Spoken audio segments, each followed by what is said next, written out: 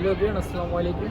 Two flies 24 এর পক্ষ থেকে সবাইকে স্বাগতম। আমি সাথে আছি মোহাম্মদ রনিমিয়া। আজকে আমাদের এটা আমাদের ভার্সিটির ফিল্ড ল্যাবের মাধ্যমে এটা আমরা মানে অ্যাপ্লাইড ফিল্ড আমরা এখানে এর মাধ্যমে যে গবেষণা আছে এটা আমরা কার্যক্রম পরিচালনা করে থাকি। এই আপনি আজকে এটা দেখতে পাচ্ছেন, এটা হলো মিষ্টি আলু। এটা মিষ্টি আলু প্লট, মিষ্টি আলু প্লটে এই দেখতে পাচ্ছেন, এটা মিষ্টি আলু অনেক সুন্দর চাষ হয়েছে। এবার আবার অনেক সুন্দর হয়েছে। আর মিষ্টি আলু মানে চাষ পদ্ধতি হলো এটা সচরাচর কাণ্ডে ইউজ করা হয়।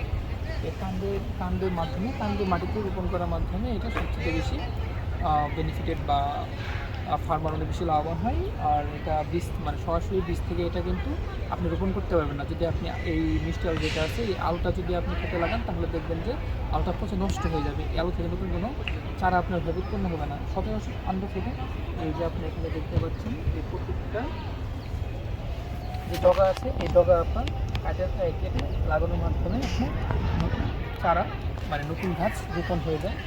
আর আপনার দেখতে পাচ্ছেন এখন বর্তমান মিষ্টি আলু এটা সবসময় স্যান্ডি লুমি সয়েলটা আছে, এই সয়েলে আপনার সবচেয়ে বেশি ভালো হয়।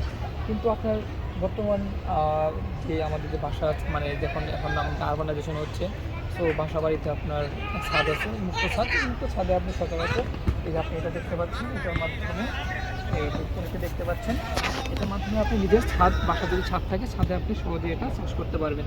ইভেন এটা কিন্তু অনেক বেশি ফলনটা অনেক বেশি ভালো হয়েছে। আপনার সেটা আপনি সহজে নিজের যে ছাদ বাগান আছে ছাদ বাগানে আপনি সহজে একটা এরকম একটা পলি আর ব্যাগের ভিতরে আপনি মাটি যে উপযুক্ত উপাদান যেগুলো আছে আপনি যখন মাটি যখন প্রস্তুত করবেন তখন মাটি প্রস্তুত করার সময় আপনার সাথে ইউজ করতে হবে আপনার গোবর, তা আপনার নাইট্রোজেন যে বৃদ্ধি করে এইগুলো হচ্ছে সার, ইউরিয়া, টিএসপি, এমওপি আপনার যে ক্যালকুলেট করে যেটুক পরিমাণ পরে এই পরিমাণ আমরা এখানে মাটির সাথে মিশানোর পরে এটা পরিচর্যা করার পরে আপনার হয়তো বা 20 থেকে 30 দিন পরে একটা ইরিগেশন করতে হবে।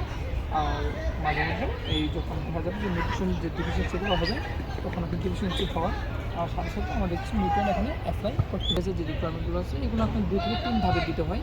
আপনি যদি মাঠে করার মাধ্যমে আপনার হয়তো এক ধাপ আপনি যখন লাগাবেন ফিল্ড প্রিপারেশনের আগে, আর এক ধাপ ফিল্ড প্রিপারেশন পরে। কিন্তু আপনি যখন ছাদ বাগান করবেন তখন আপনাকে একটু হাতের সময় বেশি সতর্ক থাকতে হবে। ধন্যবাদ।